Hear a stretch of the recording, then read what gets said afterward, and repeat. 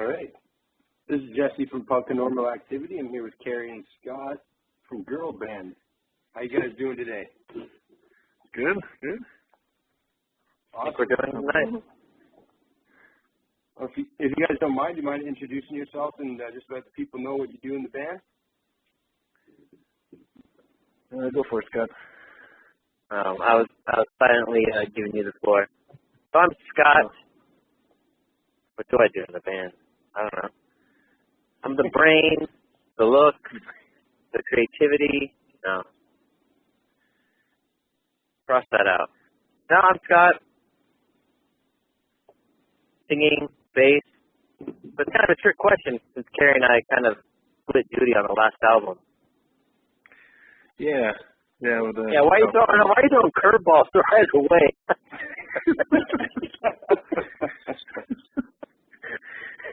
Hey, let's slow it down a little bit. Jeez, Let's start with an easy one. God, man. Yeah, it's weird now, isn't it? I'm the guy that uploads to Spotify. Yeah, I draw the pictures. Man of So, Steve was the drummer, is that correct? No, I was. Carrie's the drummer, mainly. Okay, gotcha. 100%ly. 100%ly, yes. Yeah. There's not one recording in the planet where anybody else played one hit of a drum. Which is unfortunate. That's awesome. I can't play drums for shit. Give me an instrument with strings on it, I'll wail away on it, but drums, no way. How does that affect the recording process when Steve was out of the picture? Well, I mean, less people kind of takes less time, I guess, is the logic of it. I guess that make touring kind of hard, and doing live shows. Yeah. I don't know. I guess we could do a dual acoustic thing. That would be awesome. Wouldn't have the same sound, but it'd be easy to do. We have to hire some ringers to get a full show.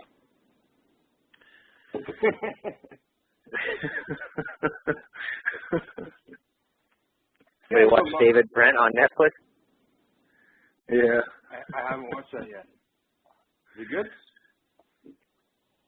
Yeah, solid. I just finished it last night. Right. Yeah, the original British version, yeah. Ricky Gervais. Yeah, he's good. Yeah, he starts a band, but they're all hired guns to despise his music. So we have to find someone else to plug their nose and play along with it. Yeah, they'd have to volunteer to dive in. If you guys ever come to Ottawa, I'll be happy to fill in. Nice. I learned Rockstar. I haven't learned any other ones yet. I've been working on Girls, Guns, Grenade, but Rockstar, yeah, I love that song. I'd like to kind of go back to the old days and just kind of, I know it started off with Bus Rider before girl bands, but how do you guys all meet? Mary and I worked together. Yeah, we worked at a little art store. It was, well, yeah, I guess it was an art store, right? Yeah, somehow I found out Kerry was in a band. I was like, what? He's in a band? And I was like an Unreal kind of thing. Nerd. So that's when me and Steve were like, oh shit, if that guy can do it, we can do it. So we went to Guitar Center. No, I went to Guitar Center and I picked up two Squire Strats, a black one and a white one, and I didn't test it out because I didn't know how to play. I pretended they were presents for someone else. I'm like, I'll get the black one and the white one. You want to try them out? No thanks.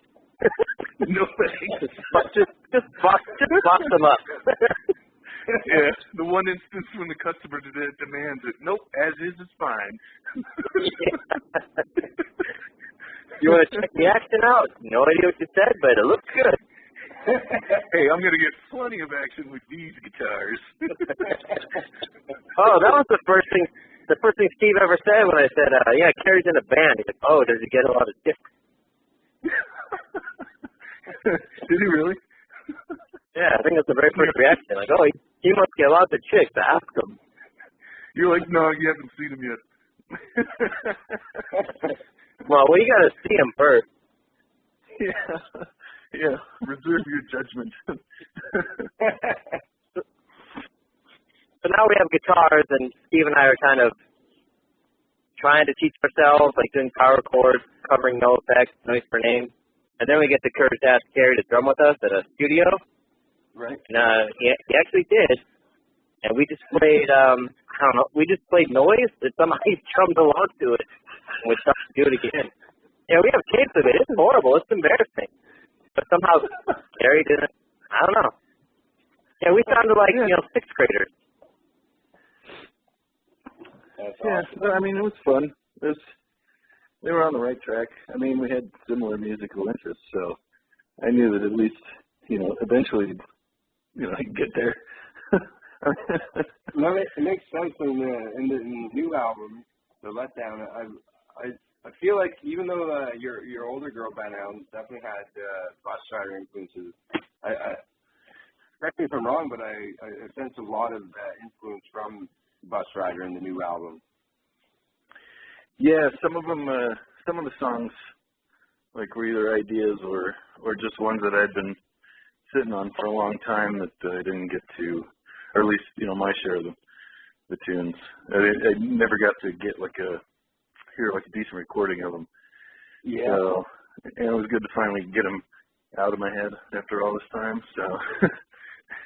You ever thought I don't know, this is kind of going to get philosophical here, but time's a weird thing. But when you hear an album, it's like it was released in 2017 or whatever. Yeah.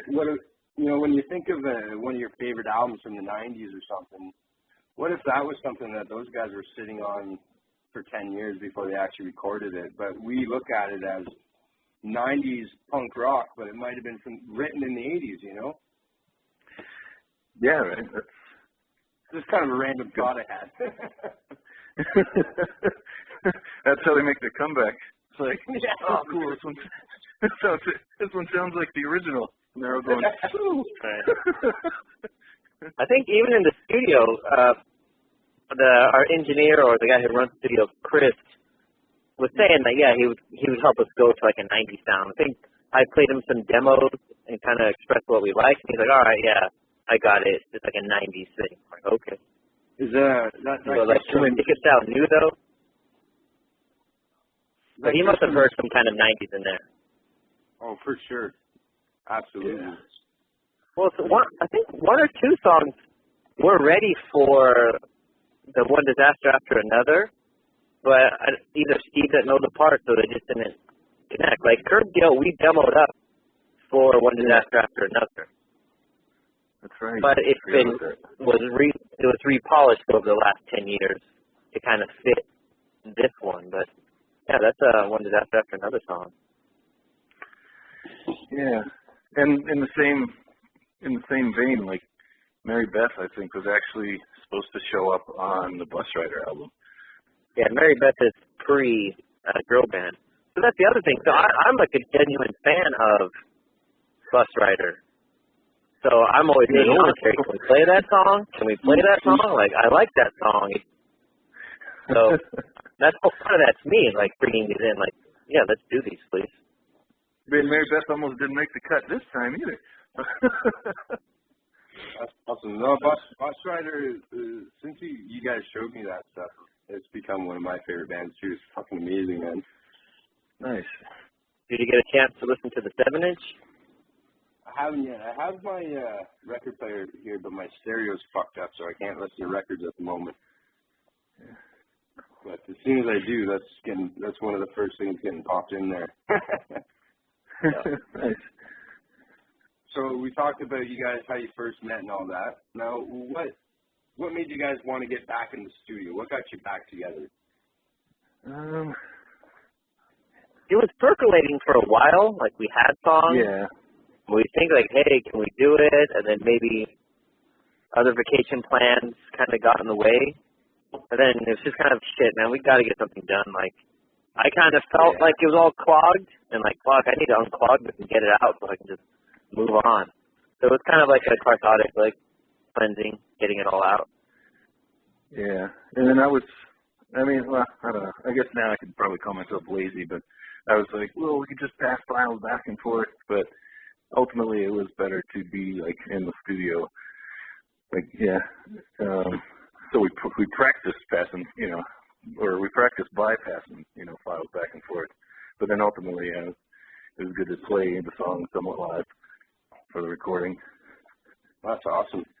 Well, I'm glad you guys did get back together. And the last girl band album was 2005. Is that right? The time? Well, it was technically unreleased, but I think we recorded it in 2003. Well, does that count my Bible company? Because that was what, 6 Oh, yeah. or 5?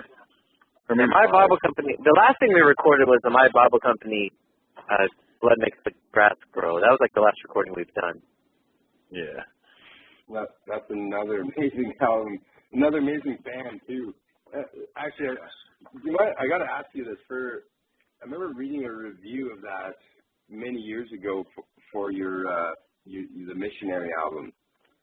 Yeah. And it said something about sending in a page of a Bible. Yeah. What's the story behind that? I think that was right when, like, download codes were starting out, or not quite starting out, but I knew people that wouldn't have record players. Right. So it was like, well, let's put some kind of note in there that says, hey, if you redeem this, you'll get like a CDR of the album, which is actually a little bit different with like more outtake stuff like that. And then the guy who printed the record made 666, like still playing up the whole kind of anti-religious thing. So it's like, shit, let's just rip out Bible pages. So he ripped out Bible pages and like stamped the record label on it. We were shooting to offend as many people as possible, I think. Easiest way to start talking about religion. Yeah. The kind of paradox of that situation is the people that would be willing to rip out a Bible page probably don't own a Bible. Yeah, they stayed overnight in some hotel. That's right. My roommate's got a Bible. I'll just take one of his, No, I'm just kidding. I'm not that disrespectful. Yeah, it's not a deep it wasn't a deep philosophical statement of like not having so much trust in the word, like it's not very sanctimonious. You can rip it out. It really just was functional. It's just that weird paper that they use, right? Yeah, it's just that weird paper.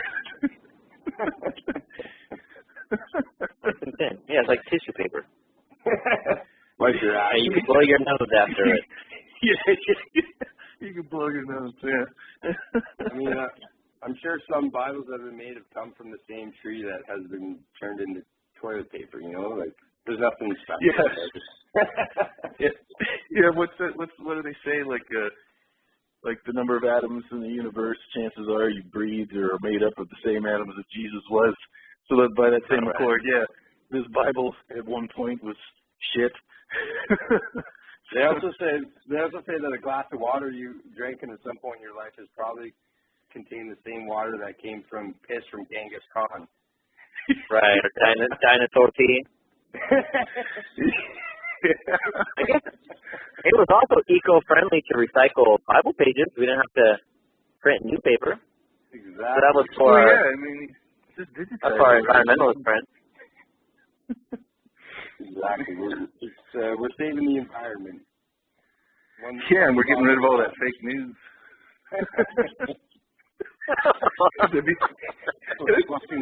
Have you heard the good news? I'm sure we could go on for hours about Trump. Yeah, that's funny. All right. Well, I got a lot of questions here. I'm just trying to think of which ones I want to ask. You know what? Let's switch it up here for a second. What's your favorite type of beer?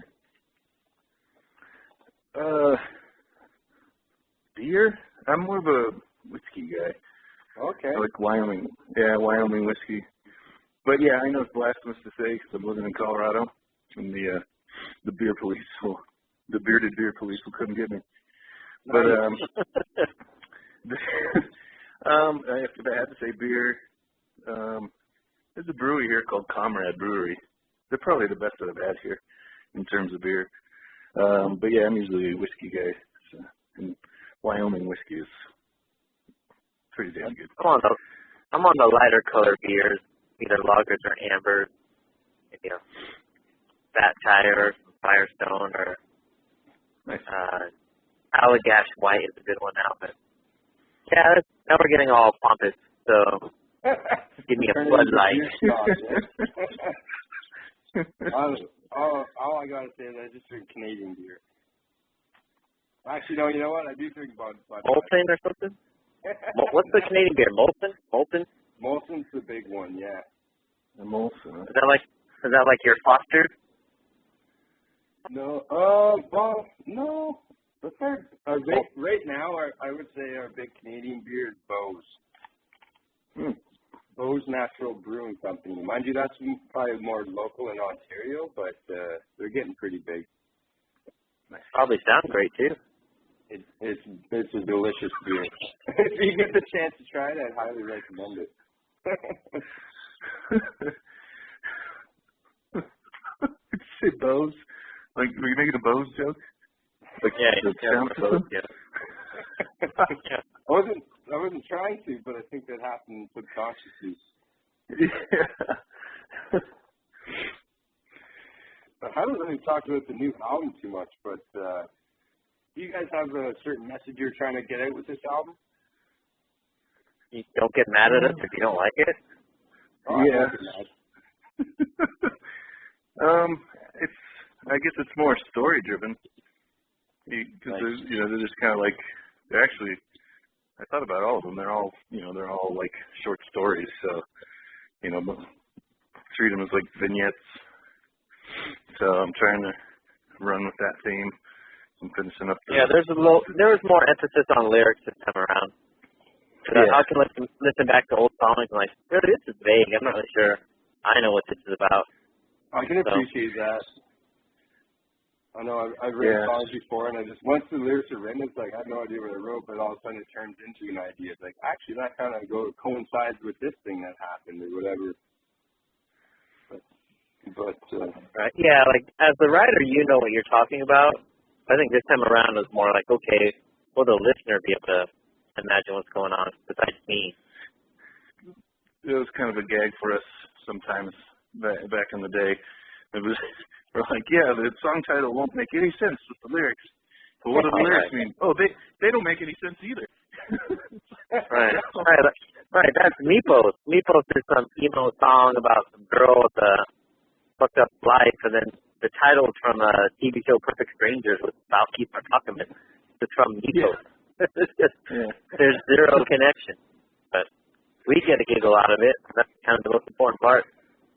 At Yeah. the same time, the listener, if they don't know exactly what's going on, they can kind of get their own perspective on the lyrics and see it their own way.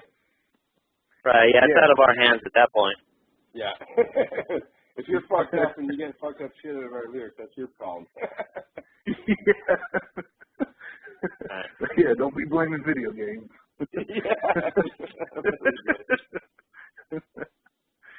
Awesome. Do you guys have a favorite song off the new album? Well, it's been hard for me because I've been listening with a critical ear to get these mixes done. Right. I mean, I'll have moments like Cartoon Watcher is pretty fun, and it's like always fun. Okay. The Midnight one will have its moments where I'll figure that one again. I don't know, Gary. Scott's got the better critical ear because, actually, I think the best comparison is if you've seen that movie Sideways, like Scott's Paul Giamatti and I'm was it Michael Hayden or whatever, when they're wine, and so Paul Giamatti goes into fine detail about all the wines and everything, and then I'm just he goes, well, I don't know, it tastes pretty good to me, and then he yells at me and says, are you chewing gum? So Scott's like, well, I heard, this, that, and that. I'm like, I can't hear, dude. So go for it. Man, there's lip smacking in there. I heard it. It was driving me mad. And I could breathe. Yeah, the beginning of the first song, there's like vocal booth noise, and like it's not an inhale, but like lip smacking, and I heard it. It was driving me mad. But we cleaned it out. It's gone. Yeah. So yeah, it's good that we have that pairing. So absolutely. Yeah, I've always been sloppy, so it's good to have somebody else who's there to tighten it up. There's nothing I don't like. I think if I go back to other albums, there might be parts I don't like. I guess maybe that's because there's more people and less chance you'll like everything. But with this, there's nothing I don't like. Yeah. And it's like what Steve did. Like we had a rule for Steve, like back on all his harmonics and weird 80s like hair metal shit. But I'm good with everything. Yeah. No, yeah, I remember that. I wrote on the whiteboard in the practice room. Absolutely no solos. No harmonics. No harmonic solos. Absolutely no harmonic solos. That's what it was. This album might have our best solos of like Cartoon Watcher and Dancing Love Dances. I mean, it's solid ass solos. Yeah. They're not shredding, but they're solos. Yeah, like I only use one string, which is when I use it. It's a solo, right? All right. So I guess we'll close it up here shortly, but I really appreciate you guys taking the time to speak with me. It's been fun. It's fun. Yeah. I've been a huge fan of you guys for a long time, so getting to actually interview you guys is huge. It's big for me. I appreciate it very much. Thank you. Yeah, no problem, man. I'm glad I could help, and I'm glad you guys are still making music. That's amazing. The Letdown comes out April 18th. There'll be a live stream available. It's on the 16th on Punkanormal activity, so everyone check that out. Terry, Scott, it's been great talking with you guys. Cheers, man. Nice. Thanks, man. No problem. Yeah, cheers. Yeah, you guys have a great night. All right, man. Take care. You too.